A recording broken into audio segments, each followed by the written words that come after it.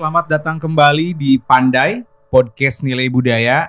Bersama saya, Anggung Suherman, atau warga Pandai biasanya nyebutnya Angkoy. Nah, sekarang saya juga kedatangan tamu, juga idola saya nih ya. Beliau juga terlibat di beberapa perfilman, di beberapa ideation untuk membuat akademik soal film juga, termasuk di ISBI. Jadi beliau juga terlibat dalam inisiasi dan membangun kampus khusus untuk film juga gitu. Terus juga dosen saya juga, terus juga terlibat di banyak proyek-proyek kesenian budaya bersama banyak komunitas, bahkan ke pemerintah juga. Tapi saat ini di Pandai edisi ini kita akan ngobrolin soal film dokumenter, kita ngobrolin soal naskahnya, soal bagaimana perkembangannya, bagaimana pentingnya untuk pengarsipan dan lain-lainnya ya. Kita langsung sambut saja Profesor Dr. Arthur S. Nalan. Selamat datang, Pak. Alhamdulillah. Berarti Bapak sekarang ini ya, Pak, masih ngajar, masih menguji, masih ada di kampus ISBI ya, Pak ya? Ya, masih. Jadi sejak 2019 ya. Ya. Waktu itu mungkin sebagai satu awalan saya dikukuhkan ya sebagai guru besar sosiologi seni. Nah, sosiologi seni. Lalu setelah 2 periode kurang 1 tahun pernah menjadi direktur Pascasarjana. Dan kemudian diminta oleh Bu EN yang sekarang juga sudah profesor, rektor di ISBI ya, ISBI Bandung. Warek 1 bidang akademik dan mahasiswa. Nah, tapi sehari-hari kita kan guru tetap ya, atau dosen tetap di Pasca. Ya. Jadi saya mengajar, memberikan bimbingan, ya, menguji dan sebagainya, termasuk berbagai kegiatan lain di luar, menguji di program-program S3 ya, di beberapa perguruan tinggi yang memang ada kajian seni ya, seperti ITB, di mana ISI Jogja, ISI Surakarta, kemudian di UNES juga sekarang. Oke. Sibuk banget ya. Yang penting sehat ya, Pak. Alhamdulillah. Ya. Jadi itu ya, tapi di sisi lain saya sejak lama sekali 40 tahun lah menulis naskah drama. Nah, ini dia. Kemudian menulis skenario film ya. Ada beberapa film yang dulu ketika populer di masa TVRI Bandung maupun TVRI Pusat. Juga. Kemudian saya pernah mendapatkan penghargaan pertama ya, film skenario, film Jalan Perkawinan, itu kementerian ya, Kementerian Budbar. Kemudian yang kedua juga itu Wanita dari Negeri Wewangian. Jadi dari Prancis. Itu juga yang kedua. Jadi pengalaman sekarang juga masih ngajar di mana di teater, teater ya, Pak. Salah satu yang di Ampu adalah penulisan skenario. Itu mungkin kilas aja lah. Iya, ini Pak Arthur ini salah satu dosen yang secara personal itu saya nyaman untuk diskusi, Pak. Karena dulu kan saya S1-nya jurnalistik di komunikasi. Lanjut ke S2 seni dan budaya yang cukup bisa dikatakan secara secara teori-teorinya tuh itu masih baru buat saya gitu. Jadi apalagi yang unsur-unsur lokal ya, Pak ya, tradisional gitu. Nah, Pak Arthur juga selain di seni, secara akademik background-nya ada di komunikasi ya, Pak ya? Ya, jadi saya punya kesempatan ya menempuh S3 Komunikasi Unpad tahun 2013. Kemudian kebetulan menulis disertasinya tentang gaya komunikasi dalang murid-murid Asep Sunandar Sumari. Jadi gaya komunikasi. Jadi ya disitulah saya belajar banyak bagi pada para dalang, terutama dalang idola saya ya Pak Asep Sunandar Sumari yang luar biasa menurut saya. Jadi gaya mendalangnya ini yang kita pelajari menjadi gaya komunikasi juga. Iya. Mungkin itu. Iya itu makanya dari situ kan saya jadi ada awareness kalau Bapak itu punya experience dan perjalanan di akademik untuk komunikasi, karena bagi kami yang kuliahnya di komunikasi itu selalu melibatkan media untuk berkomunikasinya. Nah, ketika di ISB itu medianya yaitu kesenian gitu. Ini sih yang kayak ke-bridgingin sama Bapak gitu untuk berkaryanya gitu. Jadi gak bisa berkarya tanpa ada media gitu. Nah, film adalah, kalau saya pribadi ya Pak melihat film itu adalah salah satu media yang potensinya sangat besar untuk mengubah dunia gitu. Karena keterlibatan orang di dalam proyek film itu sangat banyak, prosesnya juga sangat panjang gitu ya. Kesenian lain pun juga sama, tapi kalau ngelihat kompleksitasnya tuh di film tuh banyak gitu. Musik soal peran ya Pak ya. Alur cerita dan setting, dekor dan lain-lain semacamnya itu kompleks dalam satu film gitu. Nah, apalagi sebelum memulai itu naskah itu paling awal ya Pak ya untuk di sebuah film.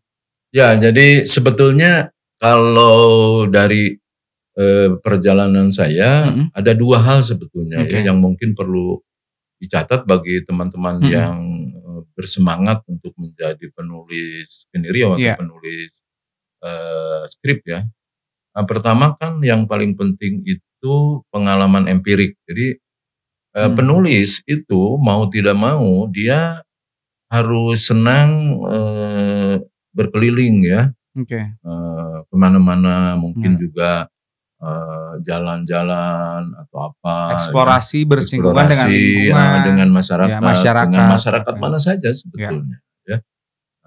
Lalu kemudian pengalaman empirik itu dari beberapa skenario saya itu dituangkan menjadi pengalaman estetik.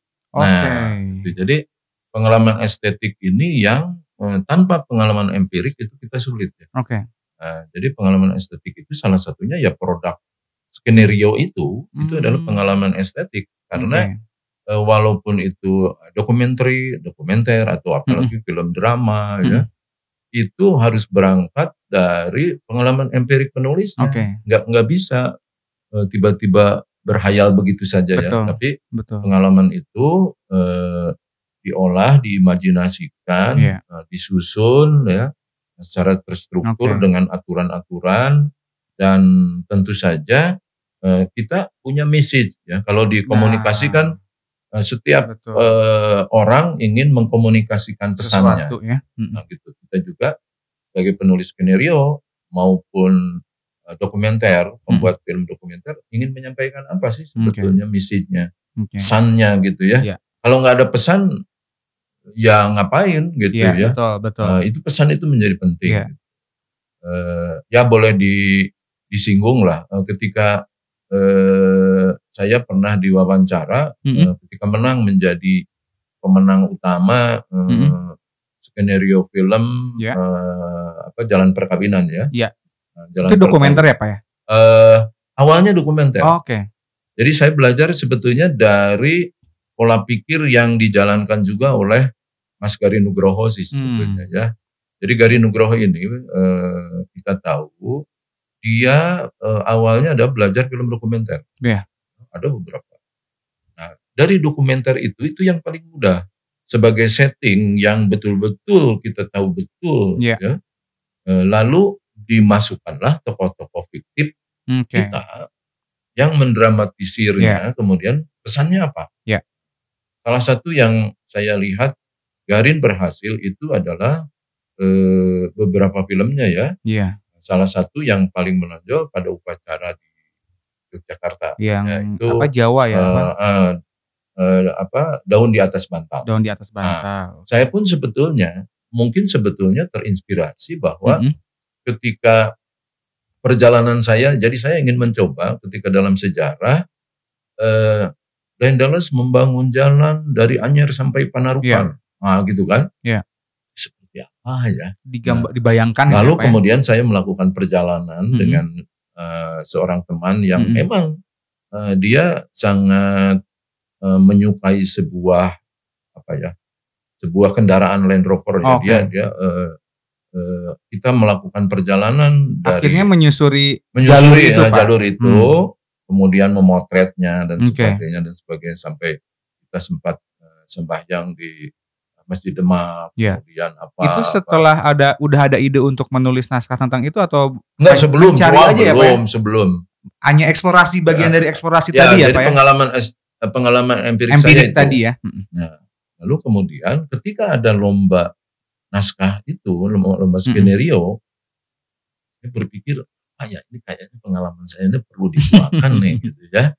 Nah, lalu di situ ada tokoh-tokoh, ada Sunda, Jawa, ada Jepang, ada Belanda. Jadi supaya bentuk melting pot dari peristiwa jalan perkawinan itu jalan.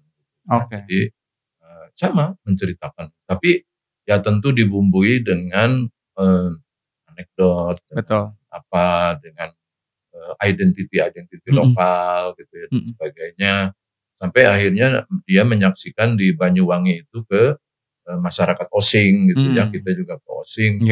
Nah, dari perjalanan itu didramatisir, kemudian saya tidak tahu, akhirnya menang menang menjadi juara utama, juara pertama.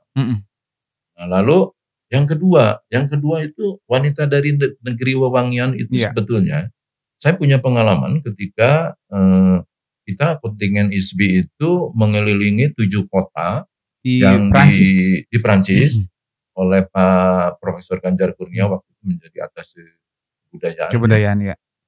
Kita kerjasama ISBI keliling 7 kota.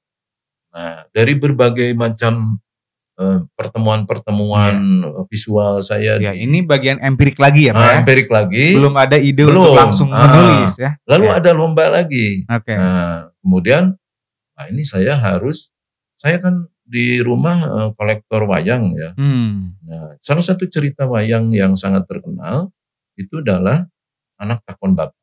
Anak Takon Bapak itu seorang anak menanyakan siapa bapak saya.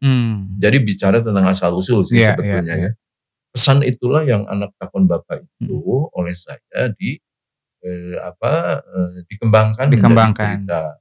Jadi ada saya ketemu seorang anak di kota Niort. Jadi di Niort itu kota anak-anak. Jadi Niort itu diciptakan oleh wali kotanya, dikembangkan menjadi kota anak. Jadi anak itu betul-betul dimanjakan. PC-nya, dipusatkan di situ untuk perkembangannya. Bahkan wali kota memotong peresmian itu oleh anak, tidak oleh wali kotanya gitu. Saya sampai.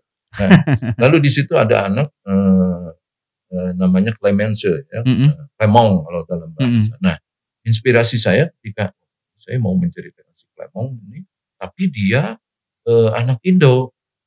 Saya dengan rombongan itu kan ada nih rombongan seorang dalang yang muda yang saya bilang inspirasinya. Jadi ada perkawinan gitu ya. Nah, lalu kemudian 17 tahun kemudian si Clemong ini mencari bapaknya ke Indonesia karena kata ibunya bapak kamu itu orang Indonesia. Dia langsung datang ke sini mencari-cari. Tapi justru yang menarik adalah perjalanan mencari bapaknya ini kemana-mana, mana peristiwa yang membuat saya menarik kan di situ ada dia ingin tahu peristiwa festival layangan di Pangandaran misalnya, yang pernah saya saksikan. Terus kemana sampai akhirnya ke Bali. Di Bali itu perlu kita tahu bahwa ada wilayah yang dimana penduduknya Muslim ya. Areanya ya Pak. Areanya Muslim di situ. Lalu nggak ketemu lagi sampai akhirnya ketemu di bapaknya ini semacam sedang introspeksi diri lah. Akhirnya ya pertemuan itu. Jadi Wanita dari Negeri Wewangian ini sebetulnya mendramatisir dari peristiwa dokumenter pengalaman empirik ya. Kemudian dramatisir. itu juga secara estetika itu ya Pak? Mendapatkan penghargaan juga. Ya, jadi cuma memang sayangnya skenario-skenario yang menurut saya bukan punya saya aja, yang bagus juga sebetulnya dan sesudahnya itu tidak diproduksi sebagai produk film karena agak mahal kan, cukup mahal lah. Produsennya siapa yang mau membuat film jalan perkawinan sampai itu harus ke Jepang juga, harus ke Prancis dan sebagainya yang memang memerlukan biaya yang besar. Tapi paling tidak di dalam program ini kita bisa berbagi bahwa pertama sekali lagi pengalaman empirik penting bagi seorang pengarang, penulis skenario, lalu pengalaman estetika. Nah ini digabung sehingga akan menghasilkan produk skenario yang menarik. Ya. Nah, gitu. Nah, sementara kalau untuk dokumenter itu kita kan seperti preset ya. Jadi sebagai antropolog, sebagai sosiolog, sebagai apapun gitu ya, itu menyimpan apa yang pernah kita lihat itu didokumentasikan secara jelas, secara baik, terstruktur gitu ya. Ketika kalau di dalam dunia sekarang disebut dunia naratif ya, dunia narasi, kita menarasikan apa sih sebetulnya gitu ya. Mau dari mana mulainya kita ngomong. Nah itu Dalang tuh menurut saya belajar dari Pak Asep itu jagoan gitu. Mau dari mana dia mau ngomongnya. Ya, mau dari tengah-tengah juga bisa kalau menurut Pak Asep. Bisa saja. Saat yang tepat emang di situ mau di mana lakukan. Jadi gitu, menarasikan itu menjadi penting bagi para penulis skenario dokumenter. Saya kira itu. Tapi yang paling menarik juga selain menarasikan, kalau aku dengar cerita Bapak ini ada inisiatif untuk mendokumentasikan ya Pak ya. Karena ketika tadi aku ngelihat pengalaman empiriknya kan nggak ada di awal ide untuk saya mau bikin naskah terus jalan-jalan gitu. Enggak, tapi ada kesadaran untuk wah yang pengalaman kemarin ini harus didokumentasikan dalam bentuk naskah dulu gitu misalnya. Kenapa? Lalu nanti dikembangkan bisa jadi sampai ke film. Jadi selain yang tadi inisiatif juga menurutku penting ya Pak ya untuk jadi ada kesadaran untuk dokumentasi kalau, itu ya Pak. Kalau meminjam ya biasalah. Ini mudah-mudahan tidak dianggap kuliah ya. Meminjam teori Bourdieu ya, misalnya tentang modal budaya. Nah, jadi sebetulnya pengalaman empirik itu bisa menjadi modal budaya kita. Seorang dokumentator itu harus punya modal budaya. Jadi kalau dia mau mendokumentasikan katakanlah Gunung Padang, ya misalnya Gunung Padang yang sudah mulai banyak yang melirik dan sebagainya. Itu tentu kita harus riset dulu. Betul. Ya, harus survei dulu. Harus menginjakkan kaki, harus apa gitu ya. Nah, dari situ nanti dari sisi mana kita ingin mendokumentasikannya, karena tidak hanya sekedar cagar budaya, tinggalan budaya. Ya. Tidak hanya batu-batuan yang tertumpuk. Karena di balik itu orang-orang tua kita dulu itu ada kecerdasan budaya. Nah, kecerdasan budaya ini yang memang diperlukan juga oleh seorang dokumentator supaya si karya dokumenterinya itu cerdas gitu ya, jelas gitu. Mau ngomongin apa sih sebetulnya gitu ya. Mau dari sisi mana gitu. Dari secara historis, secara sosiologis, antropologis, arkeologis atau apa. Ya. Nah, itu.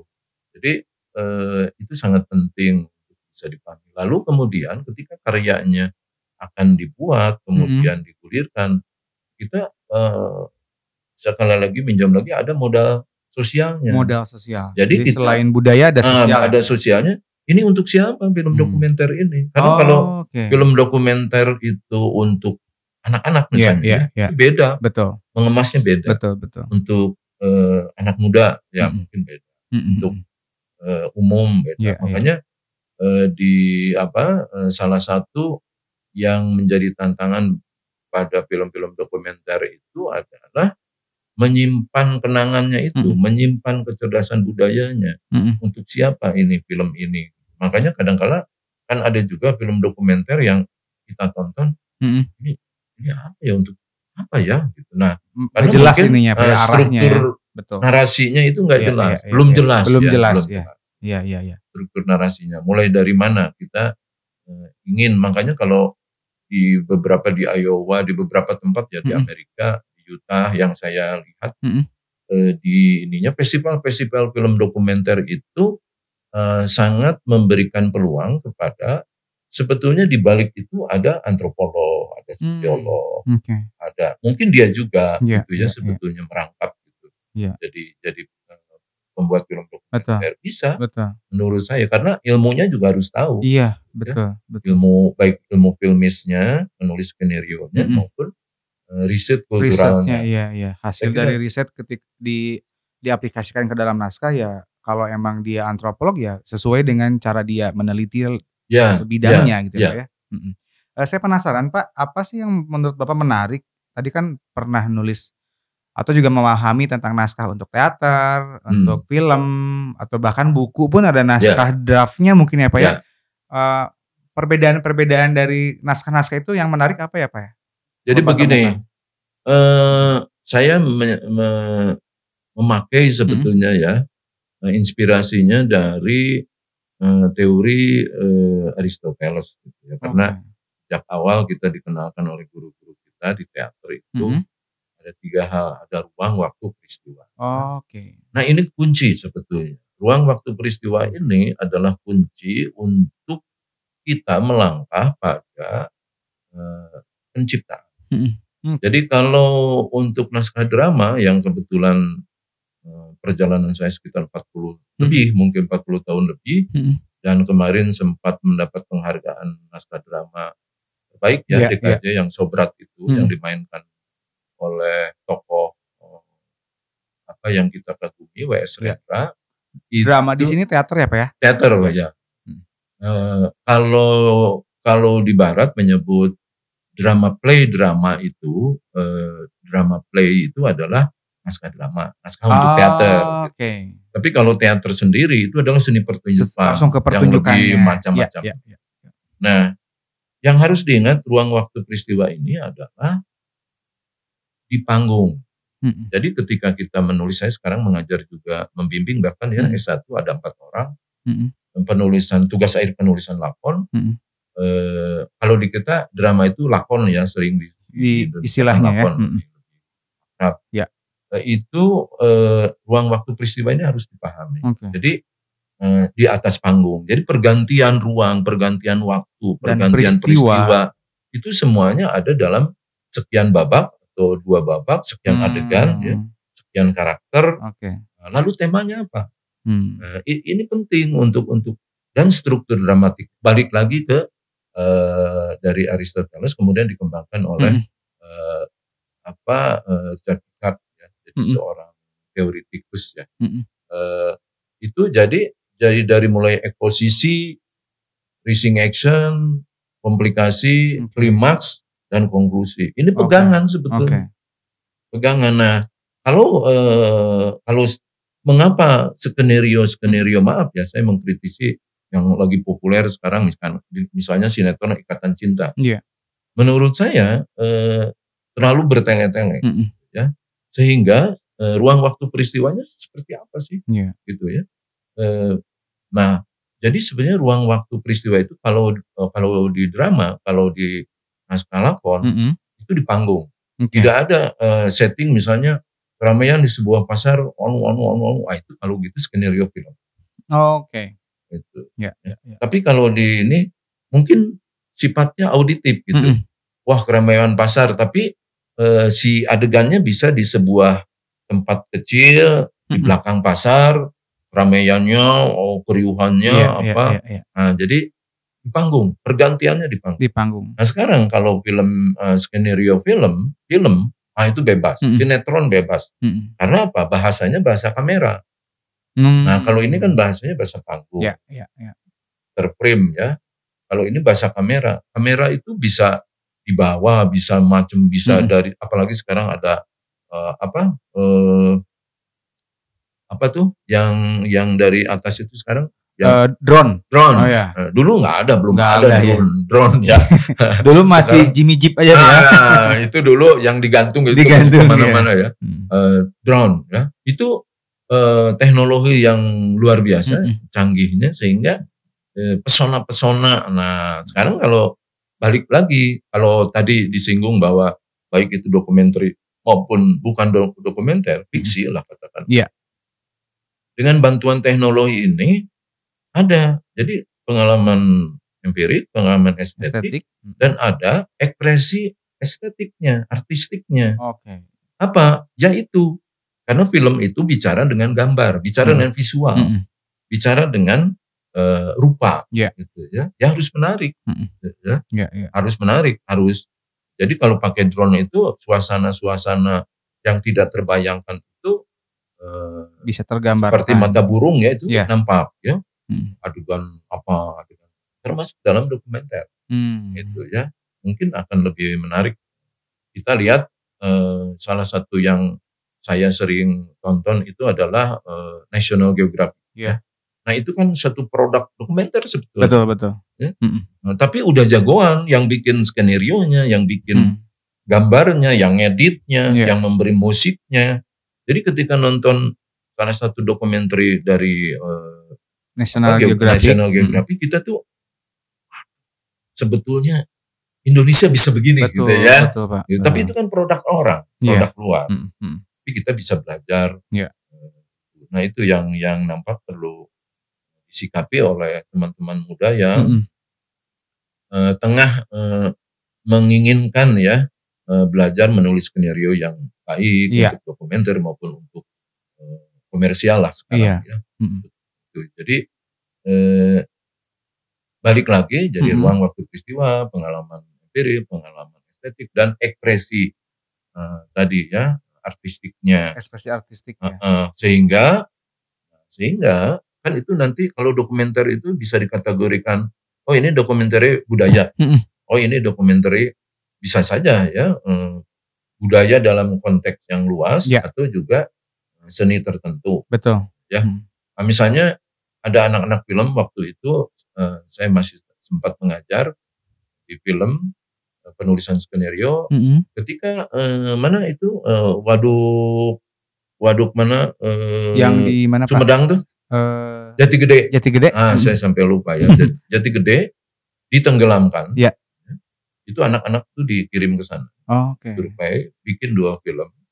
Saya lupa lagi siapa mahasiswa. Jadi itu supaya dramatis, saya bilang judulnya jangan Jati Gede, itu mah kayak iklan. Tapi sejarah yang ditenggelamkan.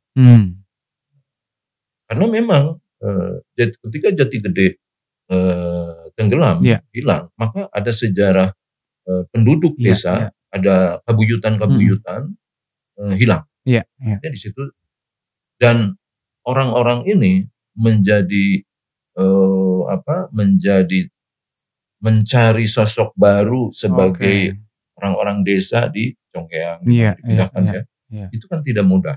Jadi memang dampak dari pengembangan pembangunan itu juga di sisi lain menggerus kemanusiaan juga. Ya, itu juga bisa diangkat. Itu diangkat oleh teman-teman mahasiswa film. Itu dua ini ya, sejarah yang ditenggelamkan itu 2 ketika akan ditenggelamkan dan sesudah ditenggelamkan. Sudah jadi. Kemudian mereka di tempat yang baru. Nah, mungkin sekarang sih sudah beradaptasi jadi petani. Gitu, ya. Kondisi yang baru juga. Kondisi baru. Nah itu dokumenter itu begitu. Jadi, apakah pernah adanya Pak, kalau kita berpihak nggak kalau menjadi dokumenter? Ya perlu berpihak juga dong. Kalau kita misalnya dokumenter kehancuran hutan gitu ya, kita di Greenpeace atau kita di Walhi, ya tampilkan yang sebetulnya. Gitu, ada di pihak yang mana ada untuk di pihak jelas yang mana. Karena si pembuat ini kan juga menjadi arsiparis ya, menjadi pengarsip. Betul. Yang tidak boleh dirubah itu peristiwanya. Ya. Faktanya ya Pak ya. Faktanya. Nah makanya di dalam dunia jurnalistik, dunia komunikasi itu posisi fotografer perang, posisi fotografer apa gitu ya, peristiwa budaya itu dia menyimpan.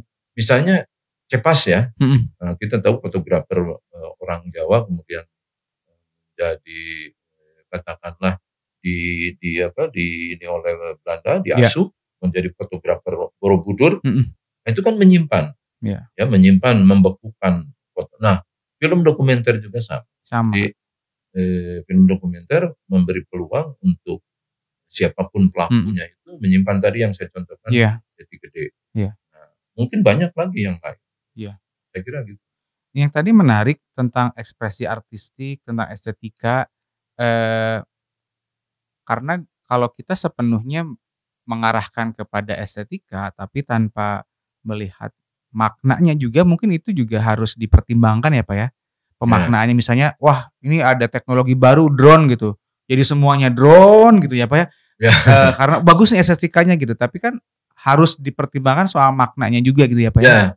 Saya sekarang ada satu paket ya kalau tidak salah di TV channel itu yang namanya Europe Above gitu ya. Jadi memandang Eropa dari atas. Dari atas ya. Dari sekian musim yang ada.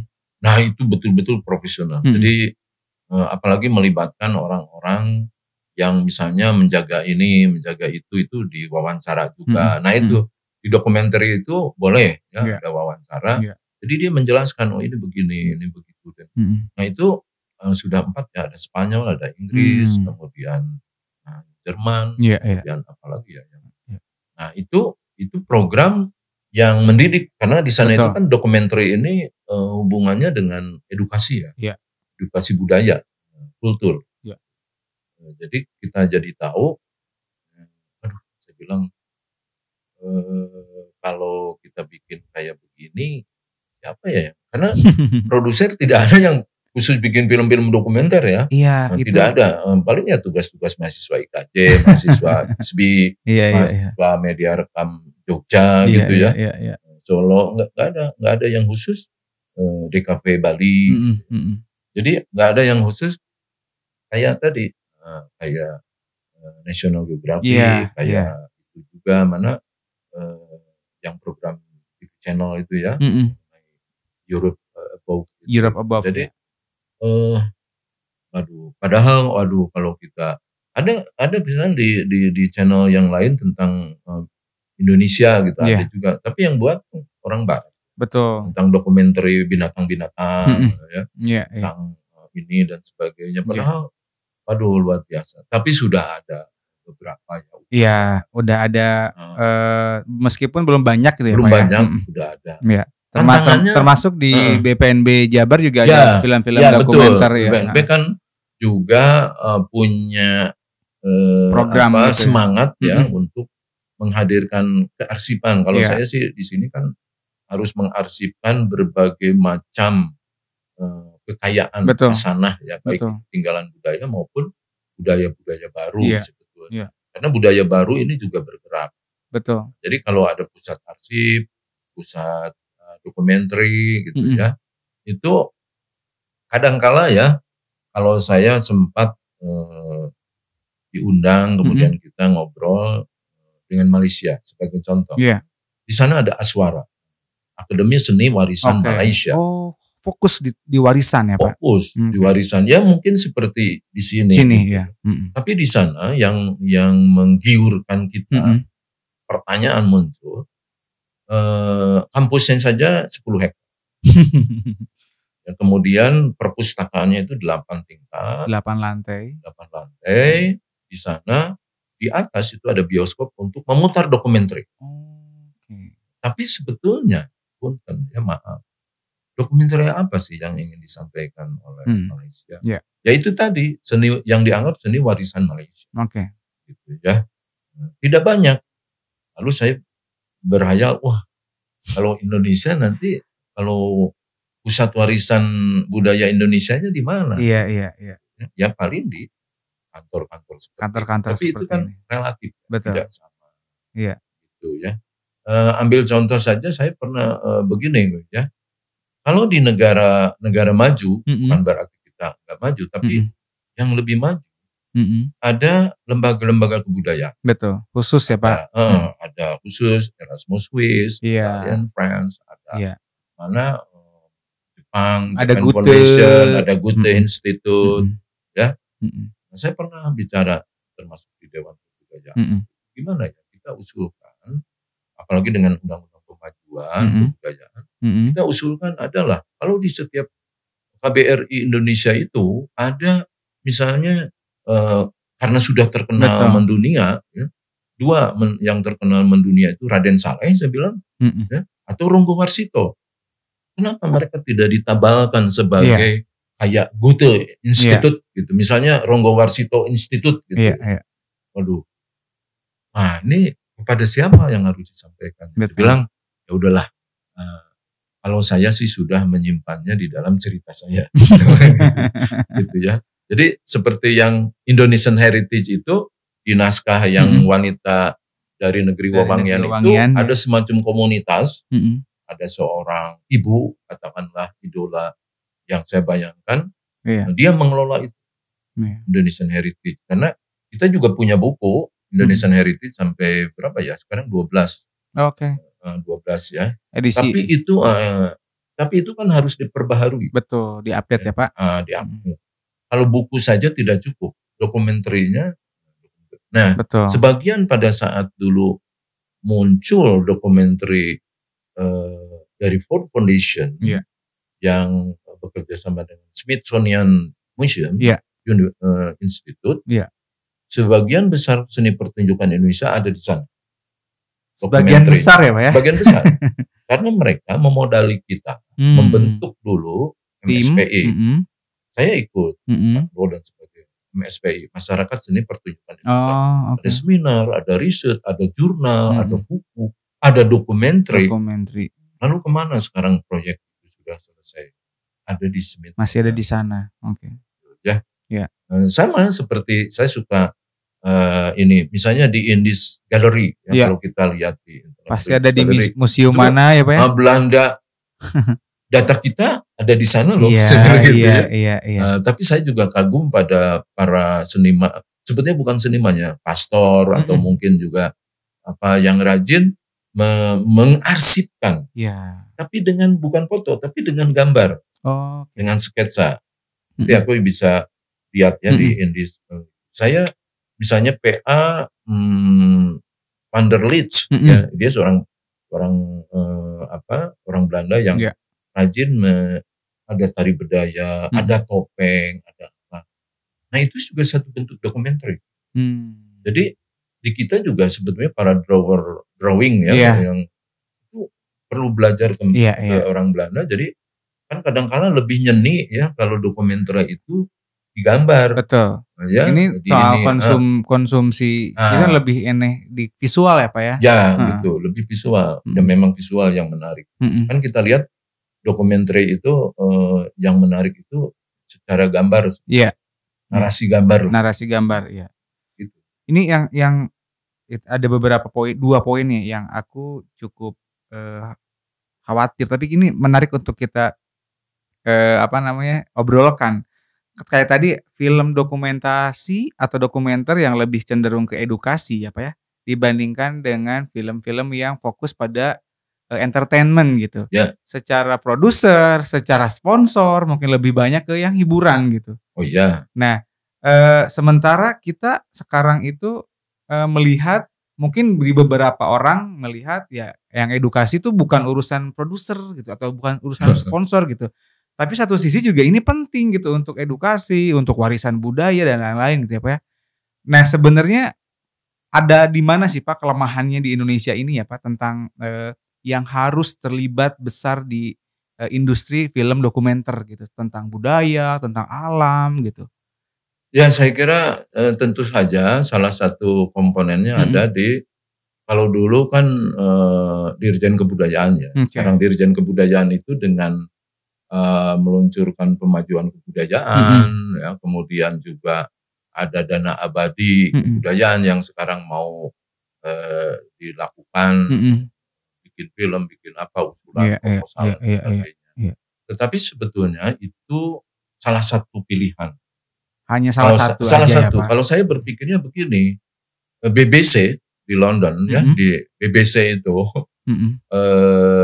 dia media massa ya Pak ya? Ya media massa, tapi kalau kita lihat atau NHK Jepang, itu kan punya komitmen terhadap tinggalan budayanya dalam bentuk film-film dokumenter. Ya. Nah, siapa yang mengerjakan? Ya diantaranya bekerja sama dengan akademisi, gitu, dengan periset, karena itu memerlukan bukan main-main. Iya betul. Ya, betul. Serius gitu. Iya. Nah, jadi kita kadangkala tertantang itu dadakan kalau saya boleh kritik. Misalnya begini, ini nih angklung mau diusulkan ke UNESCO. Berdeg gitu ya, bikin film lah ininya, mencari, ada tim dadakan mencari ini dan sebagainya dan sebagainya. Kenapa tidak sejak awal kita menabung. Kalau yang sudah di ini, karena UNESCO ini ada 18 ya, ada 18 kategorinya ya Pak.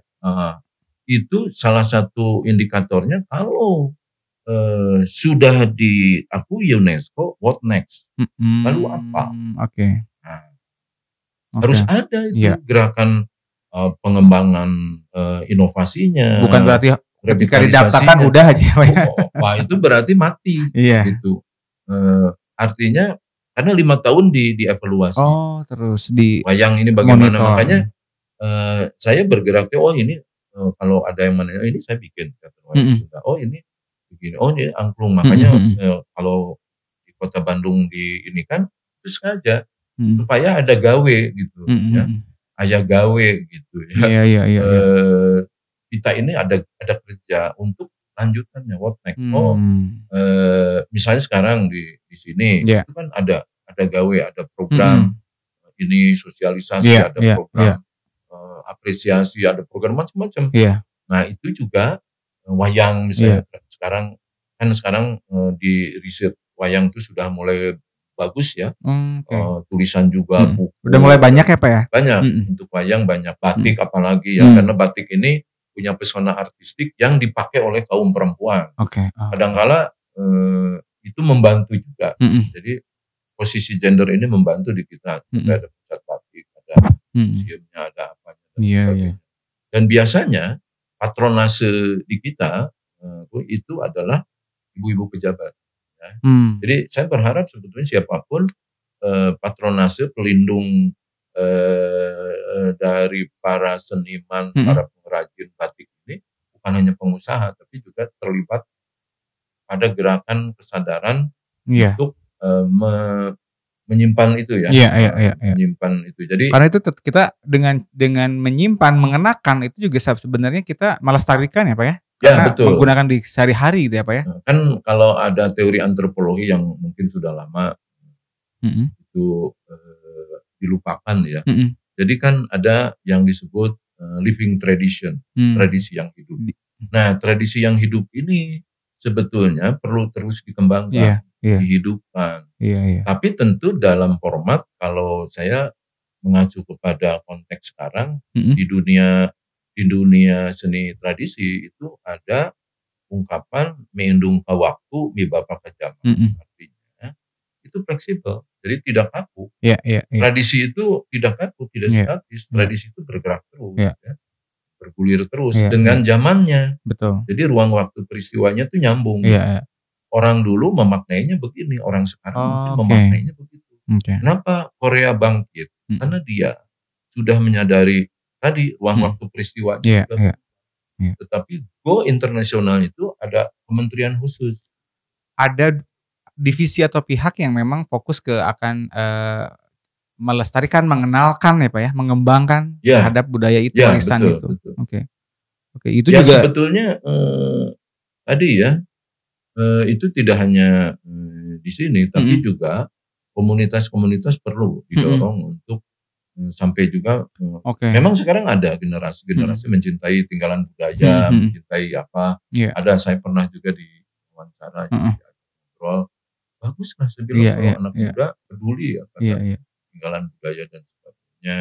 Tapi juga harus belajar menyimpan gambarnya, fotonya, gitu, dan sebagainya. Iya, mungkin dengan sketch, mungkin dengan apa kan itu penting juga. Iya, dengan berbagai media dan platform untuk bagaimana kita mendokumentasikannya aja gitu ya Pak. Karena kita, kalau saya kebetulan pernah berkunjung ya dengan kerjasama dengan Yayasan Confucius itu ke Cina.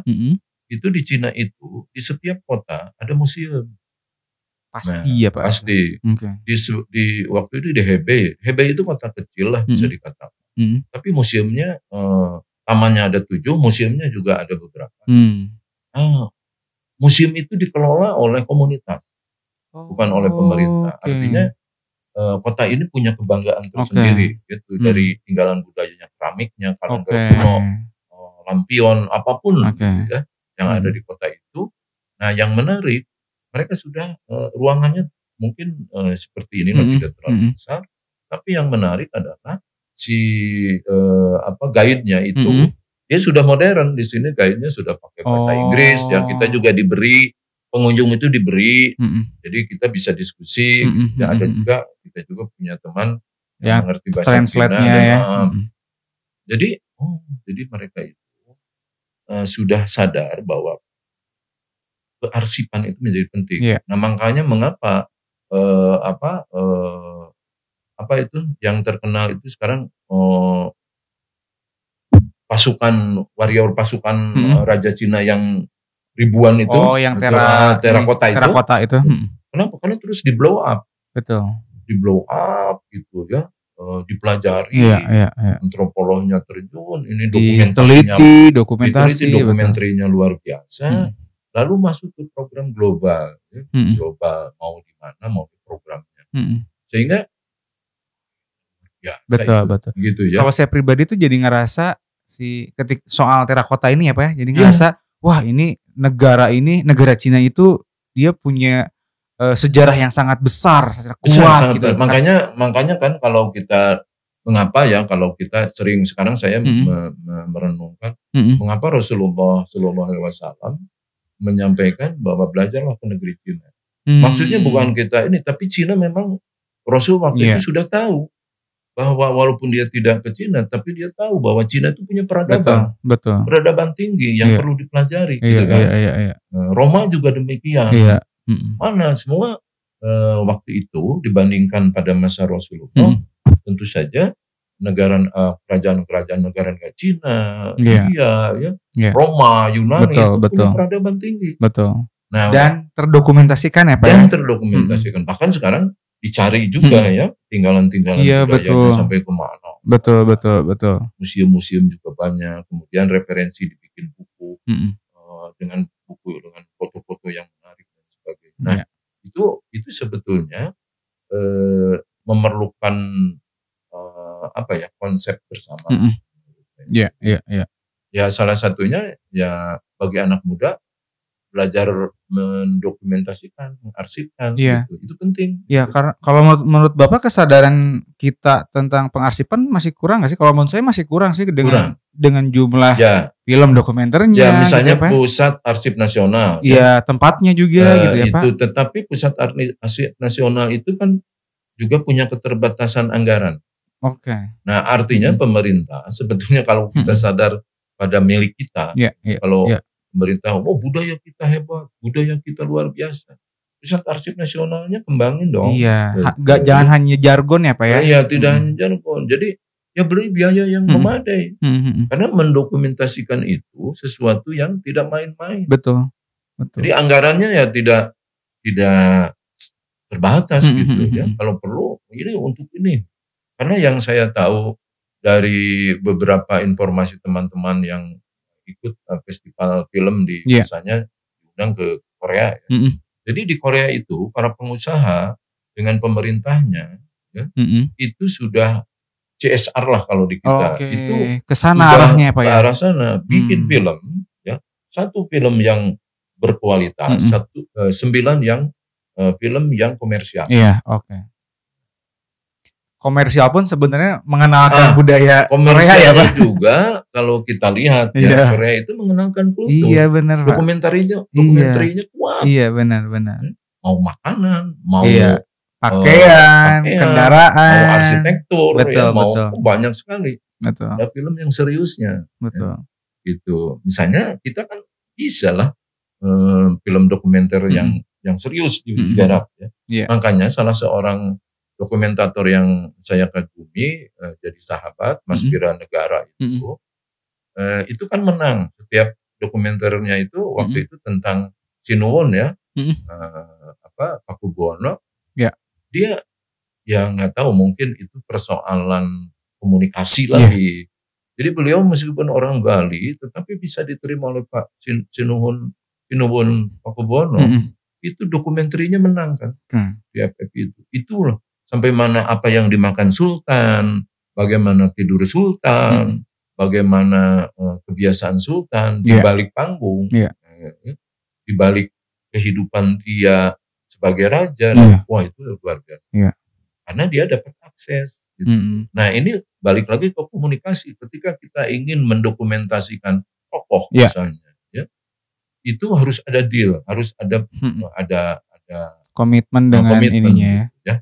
Saya membuat satu buku kemarin, Pak Eka Gandara di dokumenternya ada, tapi saya bikin buku tentang bagaimana perjalanan karir dia sebagai salah satu aktor hebat di Indonesia sebetulnya, teater ya. Gitu. Sehingga walaupun dengan dana yang terbatas ya, kita sendiri mengelola mandiri ya Pak. Tapi mandiri. Tapi ya itu satu contoh bahwa itu satu model bahwa kalau kita membuat dokumenter tokoh, kita harus deal dulu dengan karena di situ ada hal yang perlu disepakati juga. Ya. Dengan si tokohnya itu dengan ya Pak. Dengan tokohnya tentu saja ya. Atau mungkin kesulitannya. Kalau saya menyarankan kalau bikin film dokumenter sebaiknya orangnya masih ada. Relate dengan kejadian sebenarnya Pak ya. Betul. Sebab kalau dari lingkungan putranya anaknya, cucunya mungkin bisa itu berkurang infonya ya. Validnya. Artinya tidak validitas data lah kalau di itu kurang. Sebaiknya. Nah, kadang-kadang kita kesadaran kita untuk mendokumentasikan tokoh-tokoh yang hebat itu. Wah itu juga permasalahan yang cukup ini ya Pak, urgent ya Pak ya, karena dengan mengenal tokoh tuh kan sebenarnya kita bisa jadi ada motivasi, inspirasi gitu ya Pak. Makanya kalau di sana baik buku maupun film diagendakan ya oleh BBC itu yang kita pernah lihat bagaimana tokoh-tokoh hebat di sana termasuk dokumenter Shakespeare gitu ya. Shakespeare itu walaupun sudah meninggal tapi di sana itu kan ada komunitas pecinta Shakespeare. Betul. Ya, sehingga festivalnya di Amerika bahkan ada masih ada Shakespeare ya. Saya pernah ditanya seorang profesor dari UCLA mengapa di Indonesia tidak ada penggarapan naskah Shakespeare gitu. Walaupun sempat ya oleh STB King Lear bilang mohon maaf kalau kita menggarap Shakespeare itu kolosal. Pemainnya aja 30 lebih. Kalau kita garap, pertama pemainnya juga siapa? Kedua anggarannya dari mana? Kemudian dipertunjukannya di mana? Gitu ya. Paling kita menyadur. Itu yang sudah dilakukan almarhum guru saya Pak Suyatanirun ya. Sadur di babak ceritanya berarti ya Pak. Jadi tapi kalau ingin di Amerika ini ada festival Shakespeare, kita ingin dan kita tapi modalnya kadang-kadang kita diundang ke luar itu kan berpikir kalau luarnya mengundangnya hanya biasanya kan 1-2 orang ya pengalaman jadi nggak bisa banyak-banyak sementara kalau garapan Shakespeare ini harus keterlibatan banyak orang model gitulah jadi balik lagi ke dokumenter ya itu tantangan. Nah si dokumenter ini kan banyak jenisnya Pak ya. Apa tadi misalnya tentang sejarah, biografi juga mungkin ya Pak ya itu bisa. Biografi itu kan sejarah individu ya, sejarah tokoh lah. Tokoh yang sudah memberi pengaruh kepada bangsa. Oke. Banyak orang ya. Banyak orang. Terutama yang diharapkan masih hidup sih sebetulnya ya diharapkan. Tapi sudah meninggal juga boleh-boleh saja karena ada beberapa contoh film dokumenter ketika tokoh-tokohnya sudah meninggal. Tapi risetnya luar biasa. Ya, Cukup lama betul, itu betul. riset mengumpulkan foto, mengumpulkan apa ya, gitu. Masa kecil dia, terus apa, itu kan tidak mudah. Atau kadangkala ketika kita ingin membuat sebuah film dokumenter tentang tokoh, mungkin anak cucunya juga tidak mau. Oke, Itu juga itu tantangan. tantangan untuk menggali info ya, Pak? Untuk apa? Gitu kan bingung ya kita menjelaskan dulu. Misalnya bahwa kakek kamu itu Iya, atau itu iya. tokoh hebat gitu Iya, ya. iya. Itu mungkin juga perlu perjuangan Pendekatan juga, yang beda ya, Pak ya. Kita harus jujur. Iya. Misalnya begini, orang lihat Picasso, wah ada dokumenter, banyak gitu. Tapi ketika ada nggak film Mang Koko? Misalnya sebagai tokoh yang luar biasa ya, pembaharu karawitan Sunda yang betul-betul memberikan gambaran semangat. Ini Mang Koko itu segala bisa bikin ini. Sampai lagunya populer, badminton, kemudian apa, kemana. Ada foto-foto, ada skripsi, atau paling skripsi mahasiswa, disertasi, buku. Tapi film dokumenternya ada nggak? Nah gitu kan. Nah gitu ya. Ini saya membayangkan ya Pak ya, tentang tadi, kan banyak objek-objek yang belum didokumentasikan, baik itu dalam bentuk buku, film, foto, dan lain-lain gitu. Sangat banyak banget gitu, ada banyak peluang untuk kita bisa kembangkan itu. Tapi satu sisi juga sebenarnya hanya didokumentasikan di area-area yang mikro gitu, kayak di kampus-kampus gitu ya. Nah saya membayangkan ada semacam mapping untuk aset-aset ini gitu, apakah misalnya di setiap kampus itu saling terhubung, aset-aset dokumentasinya tuh Pak, terus bisa terpusat gitu di satu departemen atau divisi gitu, bahwa Mang Koko ada dari mahasiswa A di kampus apa gitu ya. Jadi termapping, jadi ketahuan tuh ada butuhnya tuh yang perlu digali itu siapa gitu, objeknya lagi itu. Atau ini terlalu banyak, udah cukup, ada yang masih perlu dan yang lain gitu. Itu makanya bisa seperti itu ya. Kita sangat mendukung ketika Pak Ganjar Kurnia setelah tidak menjadi rektor, kemudian dia membentuk pusat digitalisasi kebudayaan Sunda. Oh, udah ada itu udah Pak, ada untuk itu Sunda ya Pak ya? Di jalan bekas perpustakaan Unpad. Oke. Di Bandung ya? Di mana? Di jalan di Pati Ukur. Di Pati Ukur. Yang sebelah sini. Sebelah kanan. Itu ada dan sudah mencoba. Tapi itu juga tantangannya karena salah satunya adalah mendigitalkan. Nah, balik lagi nih. Sekarang sudah ada teknologi mendigitalkan majalah-majalah Sunda lama kayak yang pernah terbit. Angunsari, Mangle, Sari, Bondewa, macam-macam. Termasuk koran-koran ya. Karena di situ bisa menjadi studi arsip sebetulnya. Betul. Seperti saya pernah ke Arsip Nasional, jadi anggota juga. Itu luar biasa ya. Tapi belum digitalisasinya secara harus digital. Kadang butuh apa? Buku ini dibawa manual oleh petugasnya.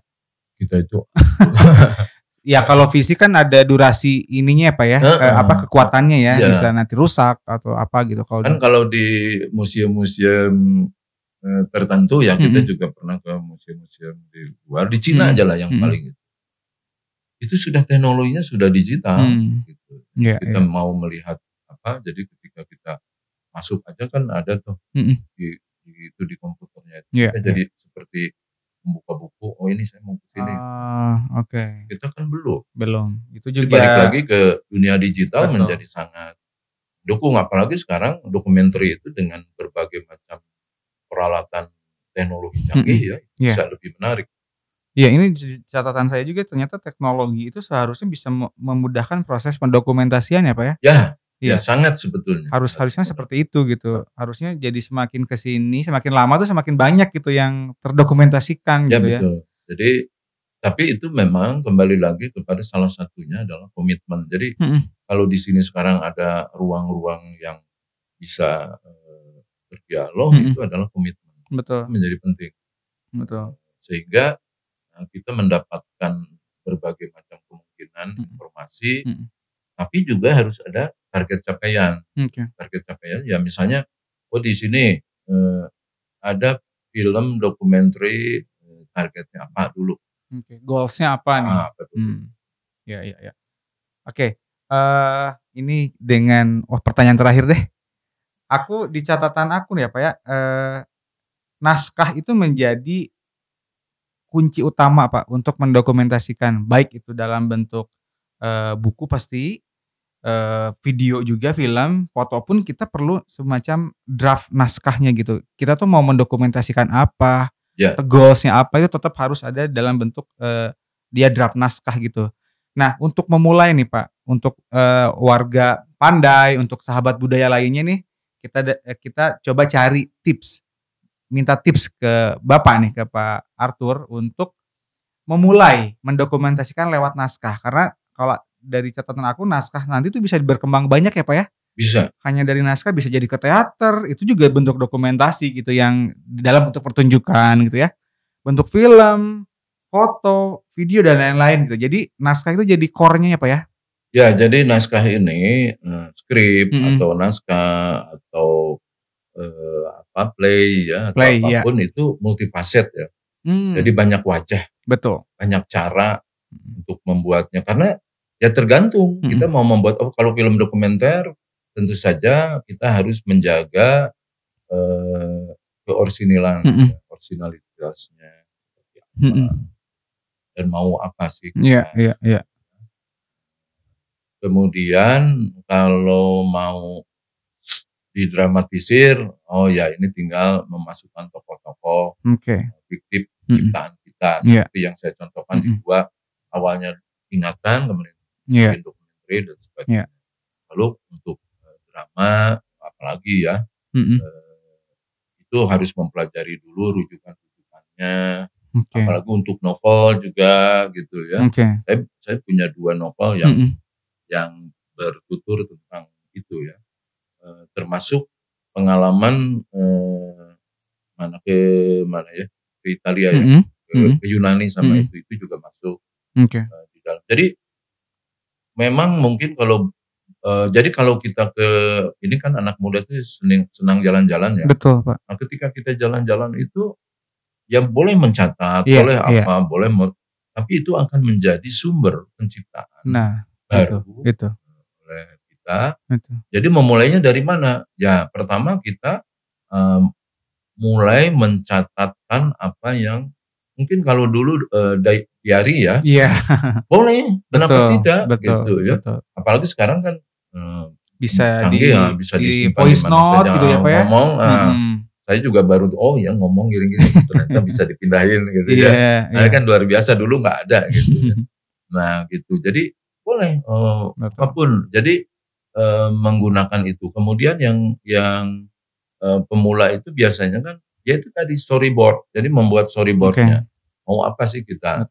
Ya. Nah, tinggal kalau dokumenter ya storyboardnya mau ngambil mana dulu dan sebagainya mau gimana. Misalnya saya sekarang lagi riset di 2 wilayah budaya ya, Cirebon dan Dermayon. Nah itu kemarin menyaksikan sebuah upacara di sebuah desa, upacara penghormatan pada Dewi Sri ya. Malamnya pertunjukan wayang, paginya itu ada topeng. Nah, kita bisa menangkap ini suasananya apa sih sebetulnya, ya? Karena mereka swadaya. Ya, kemudian banyaklah catatan-catatan yang kalau ditulis ya bisa jadi 2 artikel misalnya gitu ya. Tapi kalau dibikin dokumenter itu luar biasa karena belum ada juga. Nah itu masih banyak yang belum ada ya Pak sebenarnya. Belum ada. Jadi di Cirebon dan Indramayu ini baru dimulai lagi oleh kita didorong untuk kita sendiri menyimpan beberapa budaya Nadran, kemudian tadi Mapagsri, yang gitu-gitu itu menjadi penting. Apalagi nanti dinarasikan, diberi narasi oleh kita. Ini apa sih sebetulnya? Memang ada di YouTube beberapa teman-teman yang berinisiatif membuat dokumenter ya. Ada beberapa di Cirebon, Tapi salah satu kekurangannya menurut saya adalah narasi itu Pak. Narasinya berdasarkan data yang benar. Oke, mungkin pengalaman empirik itu juga sangat penting ya Pak ya? Sangat penting, sangat penting. Oke. Makanya itu pengalaman empirik itu menjadi penting untuk dokumenter ya, kemanapun. Tapi bisa juga menjadi sumber inspirasi untuk penciptaan bukan dokumenter. Seperti novel saya, skenario gitu kan. Tokohnya tentu saja fiktif ya. Betul. Tetapi settingnya kita tahu. Ya, ada manifestasi ide dan pikirannya dari hasil empirik tadi ya Pak. Misalnya pengalaman empirik ya. Kita tidak tahu kalau orang Yunani cara makannya itu tengah malam. Ini jam 10 sampai pagi. Makannya mula-mula ini, tarik lagi mulai itu, tarik lagi. Saya waktu itu dengan teman-teman tuh berempat. Udah makan malam. Udah makan malam kenyang. Datang lagi daging, datang lagi susu. Ini gimana ya? Nah, tetapi itu menjadi inspirasi ketika saya menulis. Ini satu kebiasaan budaya yang jauh berbeda dengan kita. Nah, gitu ya. Jadi itu penting. Jadi pengalaman empirik sekali lagi menjadi penting untuk modal budaya kita. Gitu. Dan teman-teman warga Pandai dan sahabat budaya juga bisa memulainya dengan hal yang simpel untuk menulis ketika datang ke suatu tempat atau mengunjungi peristiwa tertentu, pertunjukan tertentu gitu ya. Nanti kan bisa dikembangkan kembali dengan tim atau dengan teman-teman lainnya menjadi film, menjadi buku dan lain sebagainya gitu ya. Terima kasih Pak Arthur. Kurang lebih 1 jam lebih kita ngobrolin soal gak hanya soal naskah tapi soal film dokumenter ya. Mudah-mudahan sahabat budaya dan warga Pandai bisa terus berkoordinasi dengan berbagai pihak, komunitas ataupun dengan BPNB Jabar untuk kita bareng-bareng nih bikin dokumenter, baik itu film ataupun bentuknya drama ataupun itu buku. Kita bareng-bareng untuk mengarsipkan. Kita coba tumbuhkan kesadaran untuk mengarsipkan budaya kita yang jadi kekuatan kita, aset penting kita supaya bisa menjadi inovasi, motivasi, inspirasi untuk generasi berikutnya gitu ya. Dan yang paling penting adalah tadi soal tidak adanya merubah fakta. Itu jadinya penting untuk supaya kita datang langsung untuk mengalami pengalaman empirik supaya enggak misleading gitu ya. Karena banyak nih kalau kita perhatikan tuh banyak banget yang mau mendokumentasikan sesuatu tapi tidak sesuai dengan faktanya gitu ya Pak ya. Karena ya tadi itu hanya lewat riset literatur mungkin gitu ya, hanya lewat YouTube mungkin gitu. Seperti Bapak Arthur bilang, terjun langsung ke lapangan, komunikasi dengan orang langsung, masyarakat langsung itu sangat penting untuk selain menyerap energinya juga ya, faktanya juga kita bisa tahu gitu ya.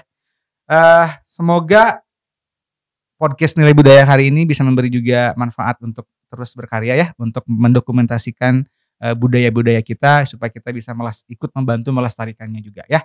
Jangan lupa untuk subscribe, untuk follow juga sosial media BPNB Jabar. Kalau YouTube-nya tuh BPNB Jabar, Instagram BPNB Jabar juga, Facebook-nya ada di fanpage ya BPNB Jabar juga. Karena di situ banyak update-update setiap episode dan informasi lainnya tentang warisan budaya Jawa Barat ya. Saya Angkuy dan Pak Arthur pamit. Terima kasih. Terima kasih.